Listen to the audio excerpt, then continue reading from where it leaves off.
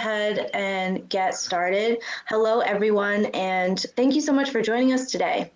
My name is Michael, and with me presenting today is Jenny Coleman, and we're going to be bringing to you Dear Stop It Now Helpline. My daughter says her teacher is creepy. Behind the scenes today, we have Lily Lawrence, our administrator. She's going to be helping with all the technical needs, and Mackenzie, one of our helpline consultants, is going to be assisting us by monitoring chat for questions. Everybody is going to stay muted, but please use chat to share any thoughts or questions or comments that come up as we go along. If possible, we certainly will respond right then in the moment, but there's also going to be some time set aside at the end to specifically address any questions that may come up. Finally, just a quick note on audio. If you're having problems or you just want to improve your audio, you can dial in using the phone number and unique audio pin provided in the audio section of your toolbar on the right. And finally, there will be a brief survey at the end and after the webinar. You should receive an email with a link to the webinar recording and the survey again. All right, that's all the technical stuff, so let's get started, Jenny. Great, thanks, Micah, and hey everyone, we're really happy to have you all join us.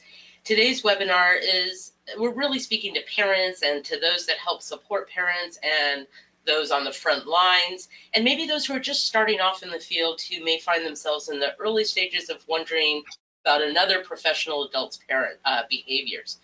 So many of you here probably are more seasoned professionals, and we hope that you'll find this useful to share with the parents and with novice staff, educators, and caregivers that you work with. Now, we won't be focusing on how to shift cultures, but rather on how to begin to make shifts in our relationships. So as you see up in that socio-ecological model on your screen, we're focused from the individual to the relationship areas right now. Not as much a focus on getting policies and procedures established, but on what we can really begin to do interpersonally. How to proceed when there are very early warning signs. Now on our helpline, all of our inquiries about what to do when there are warning signs, of those, 7% of those involve situations in youth serving organizations, schools and places of worship, in youth sports, any other extracurricular activity environments where we find kids. And these are specifically behaviors and concerns between children and adults. And that's what we're talking about today, is when there's concerns in adults' behaviors. We know there's a lot of child-on-child sexual harmful behaviors, but again, today we'll be focusing when there's early warning signs in adults in professional settings.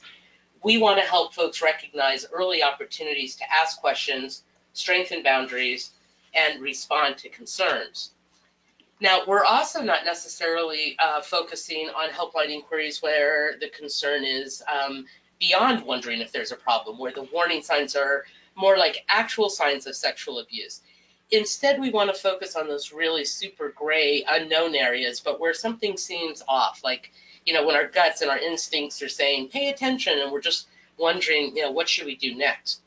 So in this prevention continuum, where green is no abuse and is really our primary prevention zone in early education and planning, and where red is where there's evidence or a disclosure of sexual harm or abuse, we have this wide yellow zone of warning signs that are worrisome, appear inappropriate, and seem headed towards harm. Today, we're really going to be landing in that early yellow zone. Maybe even more greenish yellow, but yellow nevertheless. Yellow because there is indeed an indication, a feeling of something is off, of a problem, maybe in a child's behavior, in an adult's behavior, or even in the environment itself. And the concerning behaviors don't necessarily mean that sexual abuse is occurring or even on its way to occur, but rather that boundaries are fuzzy. Maybe expectations aren't clear. So we want to be clear that yellow includes adults' behaviors that may not be the result of a sexual attraction to a child, may not pose a risk to a child from that individual, but that the yellow also references adults' behaviors that just create confusion and seem to ignore boundaries and as a result can promote an unsafe environment. Often responding in this really early yellow stage, it's the most difficult. It's the place where we're not as sure as how to proceed. All right, so I've told you a lot about what we're not doing. Micah, why don't you read one of our helpline letters to set the stage for what we're going to talk about and what we can do? Okay, yeah. Great. Thanks so much, Jenny. So this parent wrote into us, Dear Stop and Now Helpline, we have a coach in our local community that, in my opinion, has an unnecessary hands-on approach to coaching. He routinely hugs players, girls, and is constantly putting his hands on kids' shoulders and backs. My daughter will not get within arm's reach, stating that she doesn't want to be hugged because the dude is creepy.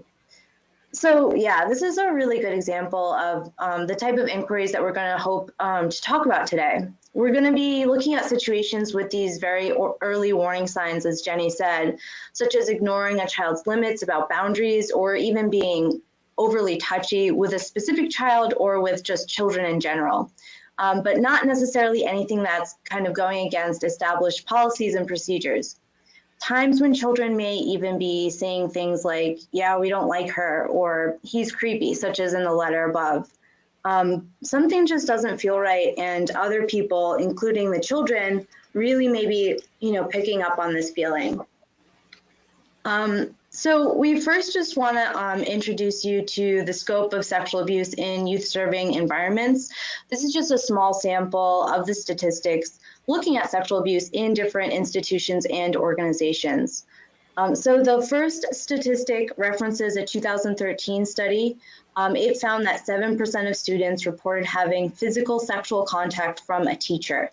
And this kind of reflects the same the same stat that we're seeing on our helpline as well, as Jenny had mentioned a few slides back. So this data compiled from a nationwide survey of 8th to 11th grade students asking about incidents of unwanted sexual attention at school, reported unwanted touching of breasts, buttocks, and genitals, forced kissing and hugging, oral genital contact, and vaginal and anal intercourse. This data reached 10% when reports of educator misconduct, including sharing pornography, sexual talk, sexual exhibitionism, or masturbation. So, we've been hearing a lot about the magnitude of sexual abuse cases in the church and, just within youth athletics, as really the stats show. These are not comprehensive and they don't cover every environment where there are youth and adults responsible for supervising and caring for them, but we're sharing them just to give a sense of how widespread this issue is. We're also not using these stats as scare tactics, but I do want to recognize that they are scary. While we know that research really attempts to quantify the amount of sexual abuse that happens, where it happens, or how often, it's always going to be influenced by these low disclosure rates and the impact of shame and fear. But we just have too many reports to ignore. Sexual abuse risks in youth-serving organizations really are serious, and we're seeing that reflected in the letters, in the calls, and the chats that we're getting. Absolutely. So I want to share another letter with you all now. So, dear Helpline, there's an adult who volunteers at my church. I'm also a volunteer, and none of us feel comfortable with her. She's always hugs and tickles the girls. Her whole life is kids. Is this something I should confront her about or talk to someone about? I don't want to ruin her life if she's innocent. So this letter, again, is such a wonderful example of identifying someone's description of their feelings of discomfort and then sharing descriptions of warning signs they've observed. And then it also illustrates one of the obstacles to speaking up. The obstacles to raising a concern in some type of youth serving environment, a school, a church, a temple, a camp, a club, can include some additional features that make it even more difficult to talking about concerns. Maybe some of you have had that experience of visiting your child's school and meeting with the principal and suddenly feeling like you're a kid yourself, wondering if you did something wrong. There's something about meeting up with someone who has been assigned authority and then feeling like you're challenging them. It's really a scary experience for many. If you've been taught that the teacher's the boss or the rabbi is the wise, unapproachable one, the coach is in charge, etc., then you may get why raising concerns in these environments may feel even harder and more awkward than raising concerns in more personal and intimate environments like at home. So Perhaps even more than in these environments, the child's account of what he or she is experiencing risks being ignored or denied. We often respond with, "You're just trying to get out of doing your homework. You don't like the teacher. You just don't want to go to church." It can be easy to take the professional adult side. And of course, kids' experiences and how they talk about those experiences are sometimes really difficult to interpret, aren't they? Yeah. And then, of course, there's the really obvious one as well, the one that we had just read in the previous letter, which is, "I don't want to ruin her life if she's innocent." There's a real concern here that raising these concerns could snowball and eventually result in someone losing their job and damaging their professional reputation. Perhaps it's a new chaplain or a novice teacher or a young coach. With a little support, this young, inexperienced professional can be able to practice some better boundaries. And we worry that if we say anything, we'll ruin this person's professional and perhaps personal life too. And we really need to pay attention to how we normalize behaviors of the professional adults in youth settings. We may look at an after-school program teacher as really knowing how to get down on the kids' level, because she wrestles with kids, or maybe this could be an example of good engagement or education, but it's also possible that this behavior is a warning sign. We really can't assume that certain behaviors are okay or appropriate or expected, even sanctioned in a youth-serving environment, because this is a problem and, it will prevent us from following up on questions and concerns. Yeah, and as parents, we may worry that if we say something, our kid will get more homework or won't get chosen to play a big role in the school play or in the big game. So there may be a fear that the whole family will experience retaliation, and this can also tap into barriers that may be culture-based. I remember talking to a woman once on our helpline who was concerned by behaviors of an adult in her mosque towards children, but due to both her gender and the expected practices of her culture, she was really concerned that if she brought any of her worries up, she and her children would no longer be allowed to worship there. And we've seen just too many examples of people who weren't believed, such as in the recent reports of sexual abuse within the Catholic Church in Pennsylvania. Brave individuals did speak up, but weren't believed.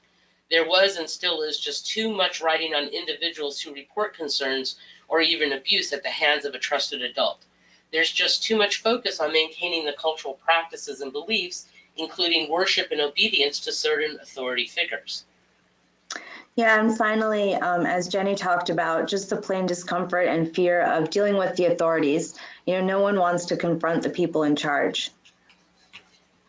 So we have a quick poll for you. We're wondering if a child has said anything to you about how they didn't like a teacher, a coach, or a youth group leader, what was your reaction?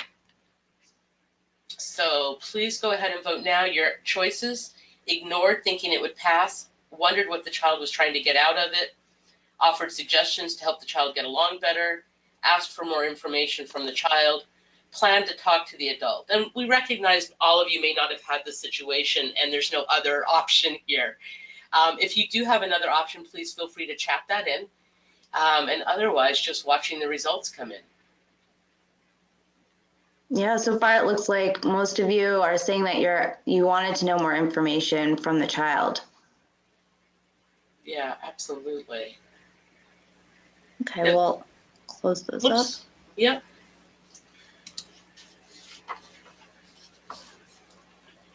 Great, thanks everyone. Yeah, just let me share the poll real quick. It looks like most of you asked for some more information, and about 7% plan to actually talk to the adults. So I think that's really great. Yeah, I do too. That's awesome. Yeah, so one of the biggest barriers really is kind of just not knowing what to be on the lookout for, or what, quote unquote, makes up a warning sign. A child's complaint might be the warning sign, but how exactly do we know? I'm going to read another letter and talk about some of the warning signs that we want to be on the lookout for. Dear Helpline, my 9-year-old son said that he doesn't like his new music teacher.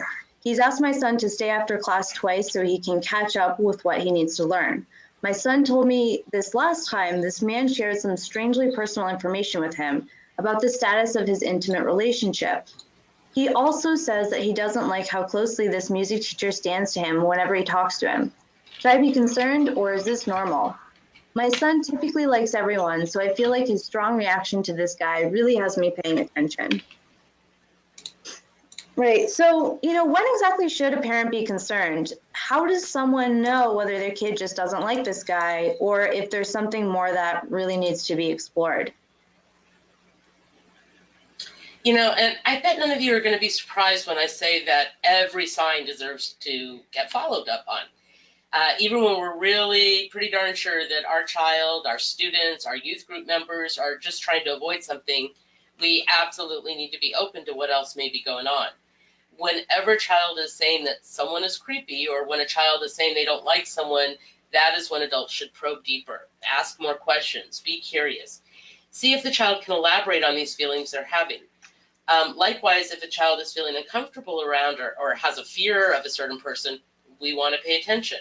There are always going to be people that a child may not like, just like there are people that we as adults don't like, but we don't want to ignore kids' feelings. Right. Yeah, and I just want to share that, when I was a kid in high school, and even in middle school, we kids always knew that there was that one person, that one person who was known for being inappropriate. Now, that doesn't mean that they were doing anything illegal, and it doesn't mean that they wanted to sexually abuse kids, but there were small boundary crossing behaviors that we all recognized that weren't okay, and we really made a point to stay away from them. And it seemed like this was something that all the kids knew about, and this may not have been anything that we explicitly talked about with our parents. And although this doesn't mean that any of these people ever harmed a child sexually, as a kid, my peers and I had really good instincts around the types of behaviors that made someone not okay to be around. And this is something that we really want to nurture in children, and we want to open up avenues so that children do have the chance to explore these concerns with us or, with other safe adults.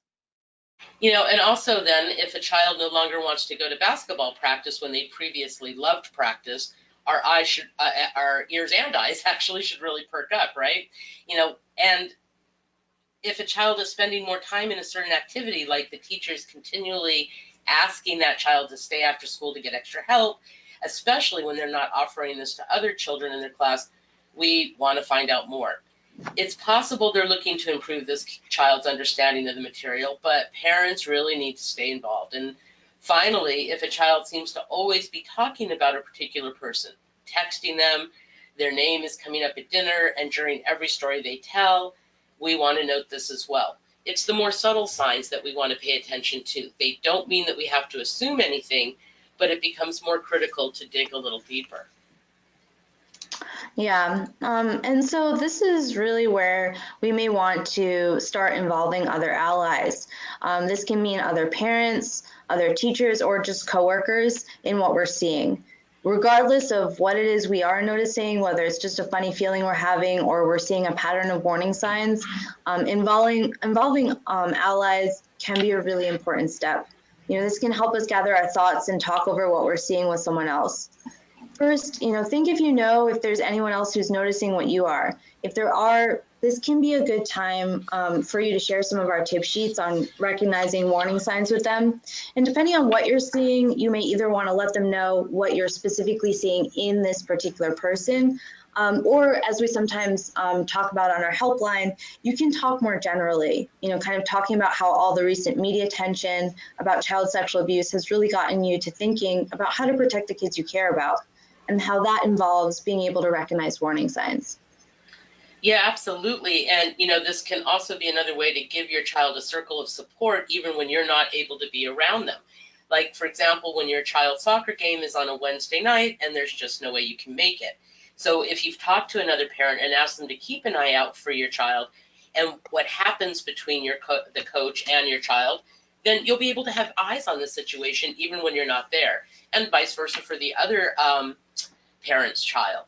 This other parent may also be willing to speak up in the moment if they're seeing something unsafe that's happening, and your child may also have a place to go if they do want to immediately talk about something that's happened or confused them. Maybe anything from an inappropriate call by the ref to the coach hugging them after the game. So we'll come back to that later, because having allies can be really helpful even after a conversation that you have with your child's program or school. So we just want to be clear. It's really important, right, to pay attention to warning signs. So warning signs in any one person's behavior, they serve as an invitation to pay attention and now get involved. And when we think about all the barriers to speaking up in these professional environments that serve children, recognizing the subtle warning signs in someone's behavior or being able to name them really can be key to taking action. While we know how important it is to pay attention to instinct, when we have specific behaviors and attitudes that we can describe, we can then address them. We can talk about them specifically, not implying that there's any sort of intent to harm a child, but instead we can have conversations that focus on the behavior itself and talk about why it can create an unsafe environment for kids, and use these warning signs to help us move into talking about the more formal prevention steps like policies and practices. I mean, this has actually always been one of NOW's primary contributions to the prevention field, is just how to turn the recognition of warning signs into opportunities to have conversations and then to deter harm. So I imagine most of you are familiar with the warning signs in adults at risk to abuse, and also what we call behaviors to watch for when adults are with children. They're on our website, but we just wanted to pause to look them over. Mostly it's this highlighted one, crosses personal boundaries, that we most commonly come across, but it's also the most difficult to put into words, right? Boundaries change, and they're based on interpretations, on situations, and even who the players are. Sometimes warning signs do look like really just a super involved, engaged adult, and sometimes that's exactly what they are. And sometimes the adult displaying these warning signs, as we've said, doesn't have any history of abusing children or any intention to do so, but still may need to get feedback that their behaviors are setting up an unsafe dynamic, that they're creating a baseline of behaviors for the child that he or she may misinterpret, and then is more vulnerable to others who may not have their best intentions, who may be trying to harm them. Great. Yeah. So one of our first educational materials was our guidebook called Let's Talk. This helps guide people through some difficult conversations with folks they care about and who may also be showing some concerning behaviors towards children. And this early work led to our circles of safety trainings, which kind of expanded how and when we speak up. And here I don't mean to imply that all it takes for prevention is to have a conversation, but we really do know that this is one of the first steps and often one of the most difficult ones. You know, there are so many reasons that having these first conversations are important. You know, it may alert the adult who's displaying these concerning behaviors, displaying these warning signs, that their children and they themselves are being watched by caring and protective adults. And it may also discourage further inappropriate behavior. If this is someone who is a safe adult and perhaps they've just made some mistakes, this will also give them the chance to change how they're interacting with children. Similarly, it can really allow people in administrative positions to know what's going on. It's also setting a really protective tone for children. And it shows that adults are going to speak up when they see a child's safety at risk. You know, although conversations like these really don't always guarantee you answers, it can be a really good way to get everyone on the same page about safe limits and boundaries. And it can be a really good way to find out where a program stands on prevention. And this can also be how you state the expectations moving forward. We also want to really stress here that the way you talk about these situations is by describing the behavior and not assuming intent. Like Jenny said, we don't want to label someone and we don't want to accuse anyone of anything. It can be really important to make all those points clear, and it's not an easy thing to do either, but when you do choose your words carefully, this type of feedback actually can be received, and it gives you the opportunity to watch how your words are landing. All right, so now let's talk a little bit more about how to have these conversations, Jenny. All right. So in our helpline consults related to safety in these youth-serving environments, we guide folks often to our tip sheet, questions parents should ask about youth-serving organizations, and that's in your handout. It's based on the CDC's best practices for youth-serving organizations, and While related primarily to policies and procedures, what it does give parents and other professional adults is a guide and a template to have a conversation. It helps make a conversation based more on behaviors and not on suspicions or guesses about intentions. It helps parents get prepared to ask the right questions about a child's safety. Of course, it may not work for conversations that have to focus specifically on someone's behavior, but ideally, the first conversation we have about children's safety is really before there's any warning signs and before there's any gut feeling that something feels off. So paying attention to many of the barriers folks describe as getting in their way to responding to these early yellow warning signs. On the helpline, we often coach folks to have more, well, like quote unquote, high level of conversations using this tip sheet. So this helps us then ask the karate instructor or the camp director, what are your policies on sexual abuse prevention? What are your hiring practices? Do you practice doing background checks and reference checks? Are they statewide or national? How do they handle concerns or even allegations of sexual misconduct between children and involving adults? And we can ask about training. You know, as Micah said, just asking questions and raising concerns with an individual, these types of questions can help put the entire program on alert that this is a parent that's paying attention, that's involved, who's going to ask questions. And it'll prompt that program to think about how they are structured and what their policies are, maybe in a brand new way. We know that many schools and churches are taking hard looks, and right now many are taking their first time look at their practices. And yet there are still many who can use these questions to help them along. In fact, we recommend that parents and other involved adults share our tip sheets in the CDC's guide with their school administration or their programs, directors, and boards. It's not that this is the only guide, and the last we knew it's going under some revision, but we still think it's really a great place to start having these conversations. And that obstacle then of feeling uncertain about how to bring up a staff's behavior, they may be able to be addressed through talking about the organization's policies and practices. It's very different to talk about a concern that a policy is being ignored than talking about your feeling that Mr. Green is just too touchy-feely with the students. So these questions may also help later when following up, even perhaps after that initial conversation that doesn't seem to get you anywhere. And even if someone in a more of a leadership position, supervisor, the principal, the youth program director, doesn't follow up on your concerns. Okay, so let's take a look at some of the times that we want to have these conversations, you know, because there has been a warning sign, right? I'm going to read a couple letters to you back to back, and then we're going to talk about some of the steps to having conversations with an adult whose behavior has concerned us. This particular letter is a peer writing in about concerns with another peer in a school setting.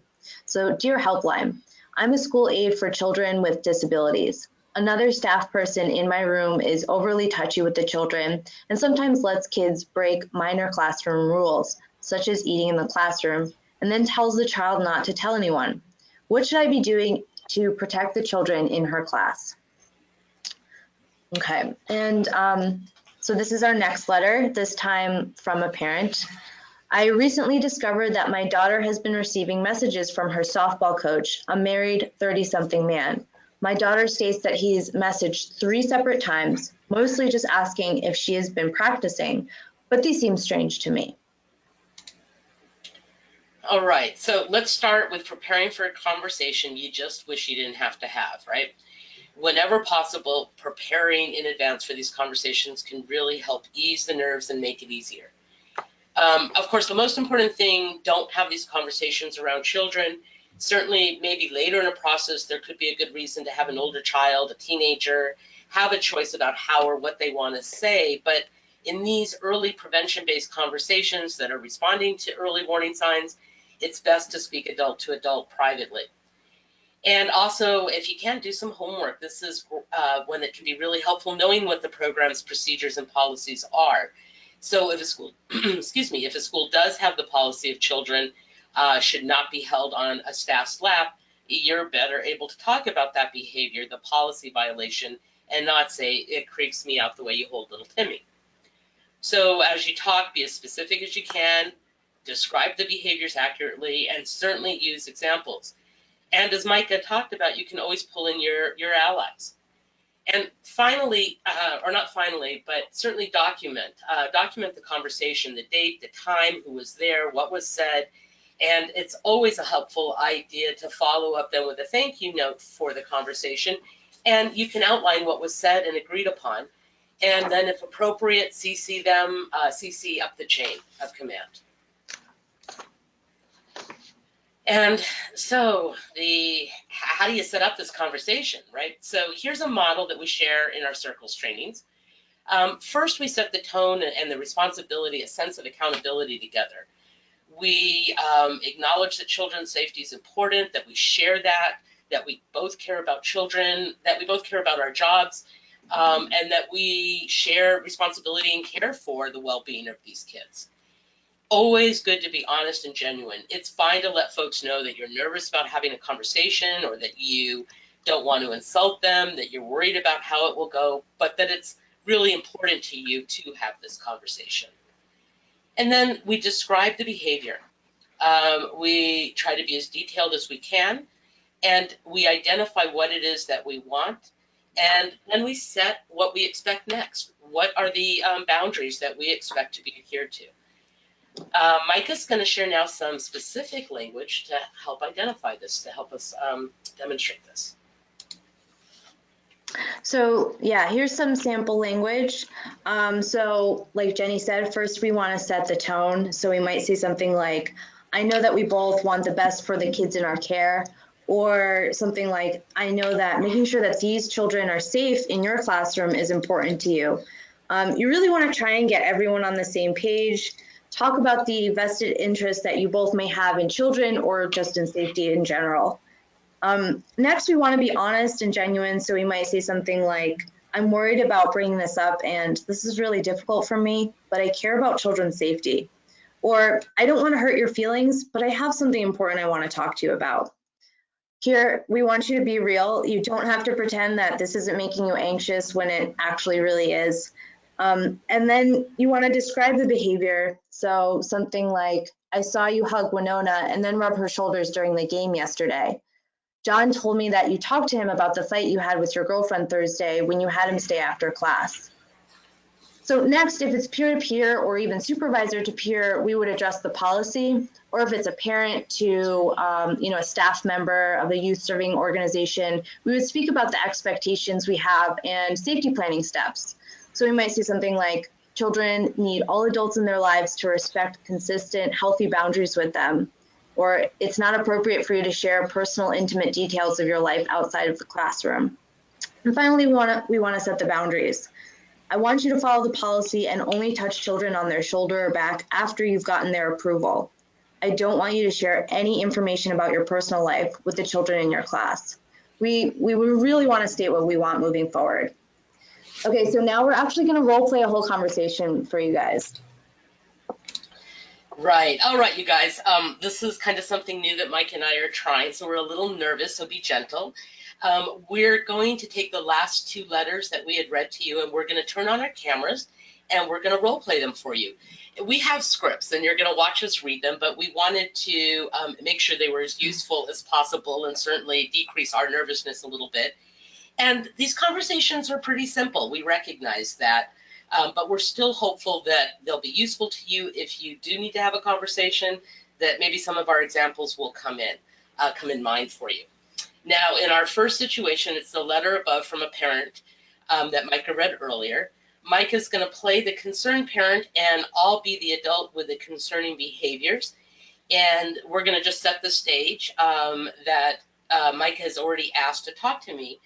And we're starting off now with the conversation. So we're going to turn on our cameras, say hi to folks. Okay, hi everyone. Hi. All right, so let's get started. So what did you want to talk about, Micah? Okay, well, first, I appreciate your time today. I know you work very hard to coach all these kids, and I know what a huge responsibility it is to be in charge of the softball team. I want to be honest, I'm a little nervous bringing this up, but I am worried about something. Yeah, what is it? Well, my daughter has told me that you've been sending her some text messages. Well, yeah, I really want these kids to do well, and I've been pushing her to keep practicing and to keep her mind on the game.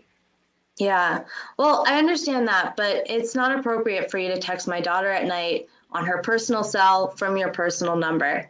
I get that you want to push her, but maybe you can involve us more in what you want out of our daughter regarding her practice. Speak to us, her parents, after practice. These nighttime texts seem like they're crossing some boundaries. Are you accusing me of doing something inappropriate?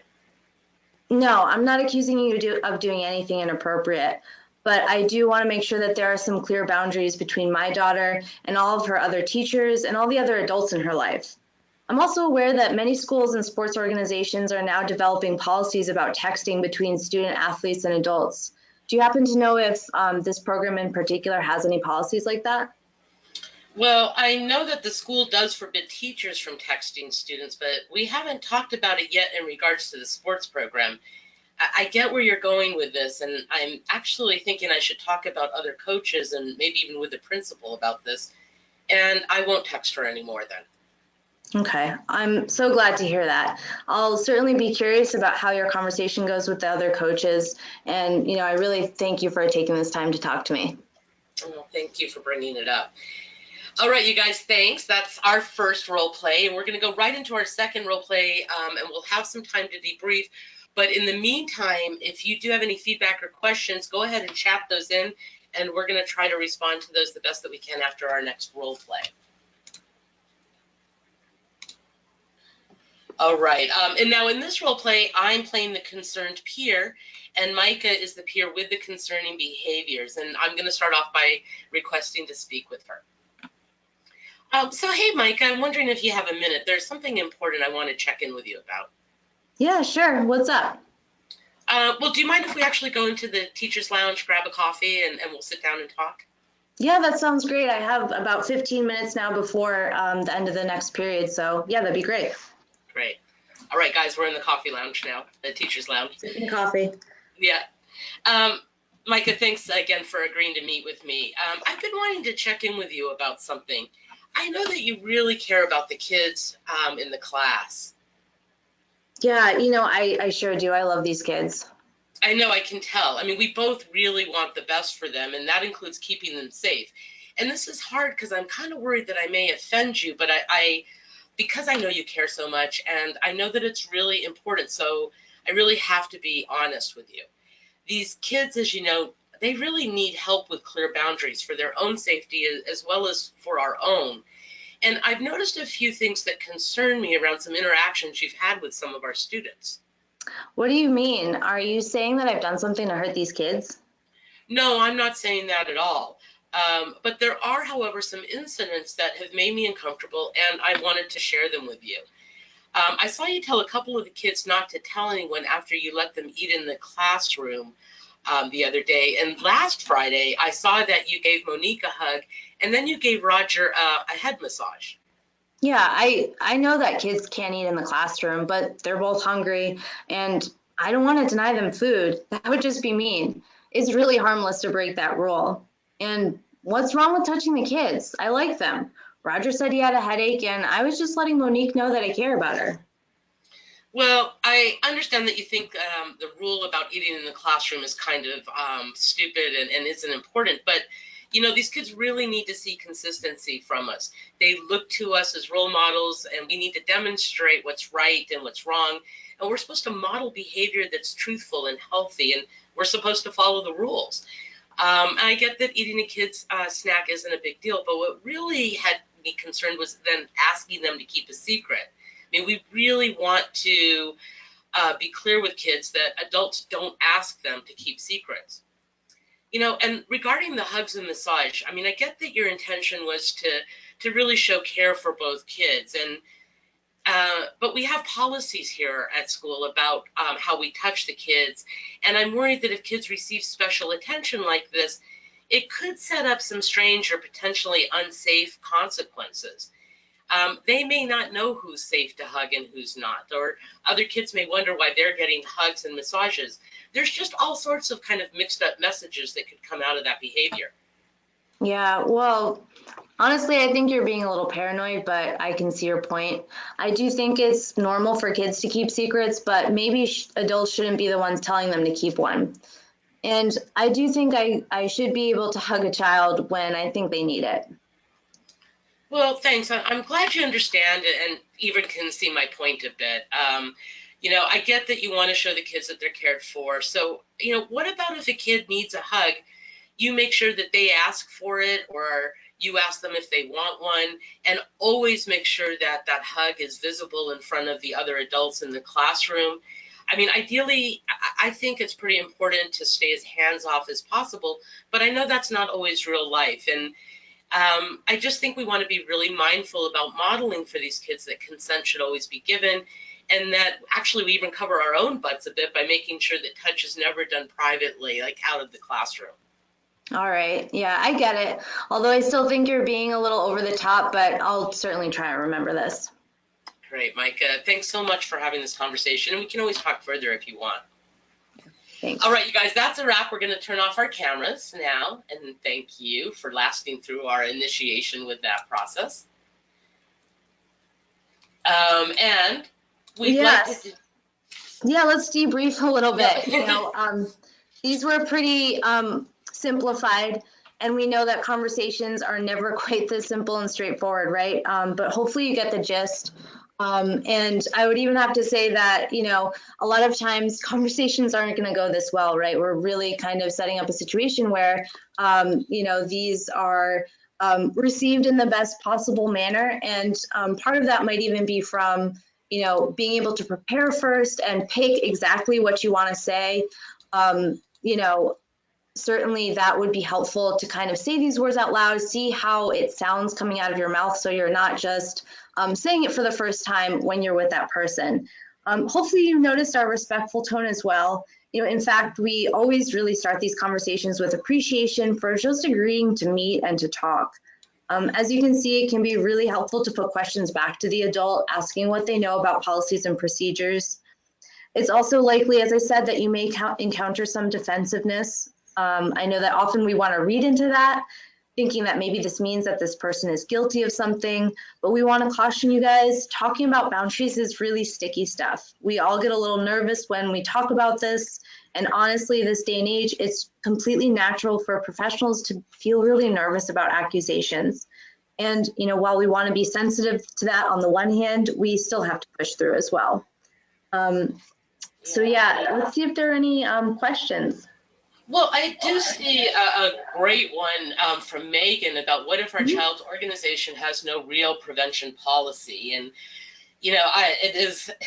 it's a question we hear a lot now, Megan. It's a great one, and thanks for asking it. And it's part of why we recommend then taking the CDC guide and the questions to ask youth serving organizations as a way to begin to introduce conversations with the administration about what they may want to think about in the future. I mean, certainly these days, again, with all these media stories, any parent who doesn't even have a concern about safety because there's been a specific incident would have every rationale to ask to have a meeting with the school and ask them, what are they doing? I mean, schools should be concerned, right, because of liabilities, because they don't want the attention, and of course, bottom line, because they should be caring about the safety of all the kids. And I'm saying schools, but I mean this across the board, whether it's early childhood care programs, whether it's houses of worship, whether it's camps, whatever it is.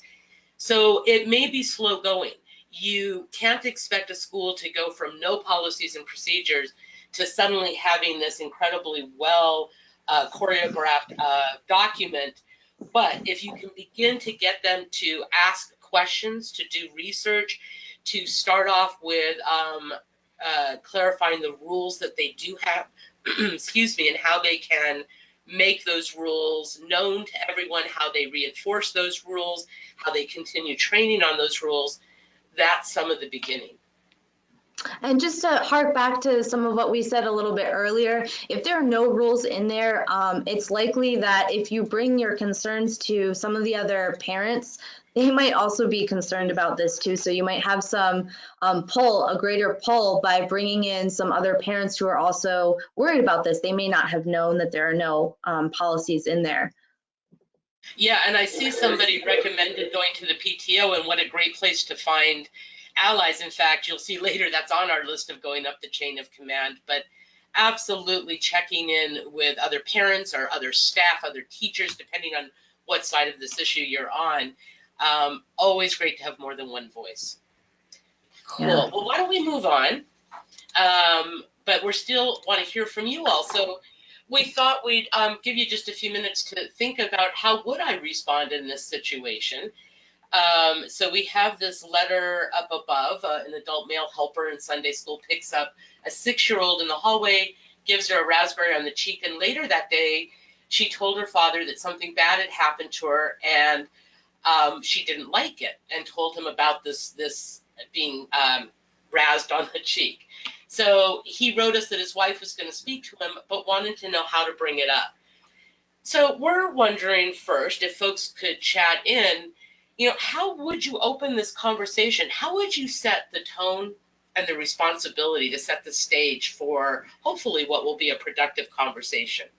So if you want to chat that in, great. If you just want to write it down and just be able to practice saying it in your head, that would be pretty cool too. I'm waiting just to see if there's a few responses. But as people are thinking, I'm going to take you into the second part of this question. And that is, so what is it that you're asking for? So we're going to skip through describing the concern right now, but what is it that you would ask of this staff member, if you will, at the Sunday school?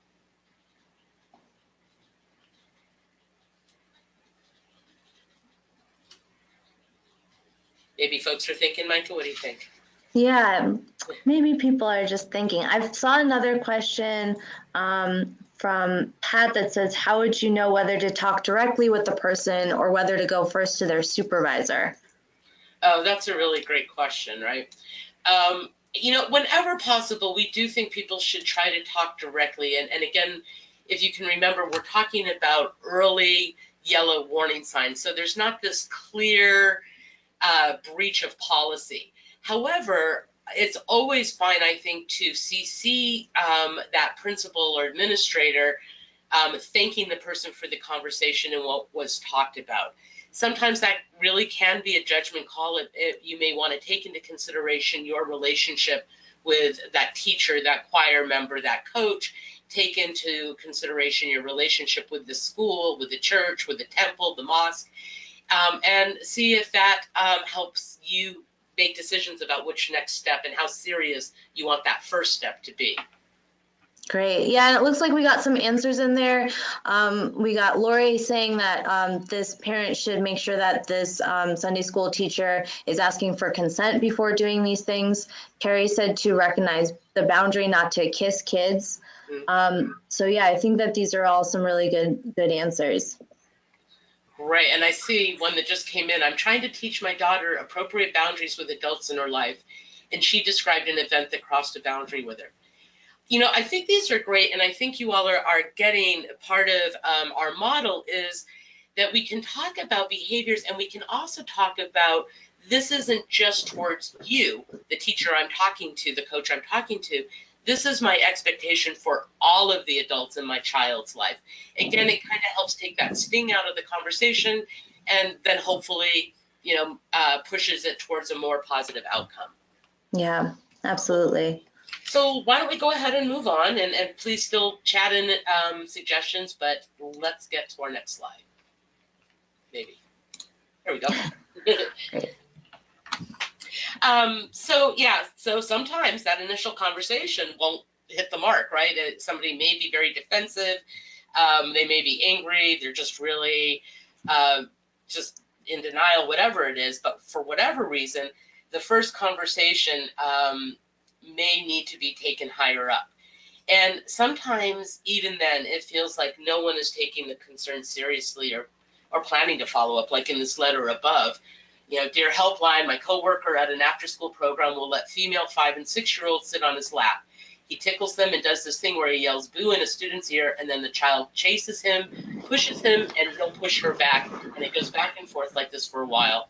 I've taken my concerns to the supervisor, who is very loyal to this person and their family. His take on it is that we've never gotten any complaints from parents. Right. So really, what do we do in cases like these? You know, sometimes it can be just as easy as looking to the school's own policies to see if there's some sort of guideline that states what should be done in a particular situation, and to see if the school or the program followed that policy as they should have. In cases like these, you can really inform your child's schools or their program's reaction to a particular situation by talking about what their own policies state what they should do. You know, many times, however, things are just not that simple, right? This is where allies may also come in handy. You know, knowing parents of other children at your child's school or sports club, as we were talking about earlier, or if you're a teacher, knowing some other staff members can also really be useful. See if there's anyone else who's seeing what you're seeing, or even if there's another parent or staff who shares your concerns, maybe someone who's even having these same experiences as you, trying to get someone to pay attention. The more people you have on your side to talk about this, the more you're going to be heard and not ignored. Also, as we said, you're going to want to see if you can bring your concerns higher up the chain of command. If you've talked to a teacher, can you go to the principal or the superintendent? Who is the next person in line after the person you just spoke to? Yeah, going up the chain and maybe outside the chain may be a part of the follow-up. Not just stopping with a concern and just throwing up your hands and not expecting one conversation, particularly if that conversation doesn't seem to prompt any sort of behavioral shift. So we need to begin to hold others accountable, right? We need to hold supervisors, principals. It can be the whole system, the school district, the Gymboree chain, the diocese. We document, as I said earlier, as Micah has been sharing, we work with our allies, all the while continuing to clearly focus on the unacceptable behaviors. And also, this isn't about the chain of communication, but I do want to share this, that there have been times on our helpline where folks have really described for us that they have gone up the chain, nothing is changing, and sometimes, if possible, we just want to remove the child from the situation. Yeah. So just a quick note on Title IX, you can always contact the local authorities or even consult with local child protection agencies. We also want to take into consideration whether filing a Title IX complaint with the local Office of Civil Rights makes sense. All public schools and any program funded with federal money needs to adhere to Title IX. And it's important to note that if a school is one of several within an organization or diocese, and at least one school or program in that organization or diocese accepts federal money, Title IX actually applies to all the schools in the organization or diocese. All students can experience sex-based harassment, male and female students, LGBT students, students with disabilities, students of different races, national origins, ages. Title IX protects all students from sex-based harassment, regardless of the sex of the parties, and including whether they're members of the same sex. Great. Well, thanks, y'all. We're actually coming to a close, and we do have, I think, about 5 minutes. So if we have any further questions, I do just want to share that on our screen, you'll see the handouts that are attached. They're all but the CDC guide are on our website as well. You can download them. The link to the CDC guide is there. And so the CDC guide, I believe, is also on our youth serving organization list too.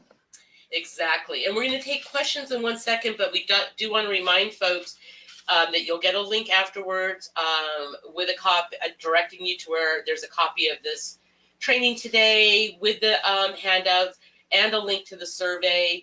And we also want to let you know that we're going to take a brief hiatus for the rest of the year, and we'll be returning with the next webinar sometime in early 2019. So just so that we can get to questions, I actually, Micah, saw a good point that was brought up kind of in response to the question of really what if there aren't any policies or procedures. Lori had suggested, and absolutely agree, that we want to point out the risks to programs of not having policies and procedures, and that this is about helping them to protect themselves, their staff, their colleagues, their employees, and that may be the push, the incentive that some programs need to start getting more involved with policies and procedures. Yeah, I mean, certainly the incentive should just be protecting children, but sometimes you got to hit them where it hurts and let them know about the risks too, right? Yeah, absolutely. It's really important these days. Let's see, looking for questions. I know we just have a couple of minutes, but I appreciate folks letting us know that this has been helpful. And it's funny, I did see someone, Micah, say, I would pull my child out in less than half a second. So we're not the only ones who sometimes feel like that's the step, the final step you gotta, or not final, that that's a completely appropriate step to take.